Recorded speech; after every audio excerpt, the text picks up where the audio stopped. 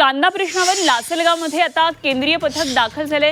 शेतकरी व्यापाऱ्यांसोबत उच्चस्तरीय बैठक आहे आणि शेतकऱ्यांनी महत्त्वाच्या मागण्या या ठिकाणी मांडलेल्या आहेत। तर अहिल्यानगर, पुणे आणि सोलापूरचा सुद्धा हे पथक दौरा करणार आहे। संपूर्ण अहवाल हा केंद्र सरकारकडे सुपूर्द केला जाणार आहे। खरीप कांदा लागवड आणि कांद्याच्या घसरत्या बाजारभावाच्या पार्श्वभूमीवर केंद्रीय कृषी मंत्रालयाच्या शेतकरी कल्याण विभागाच्या सचिव सुचिता यादव यांच्या नेतृत्वाखाली 4 जणांचे पथक आलेले आहे।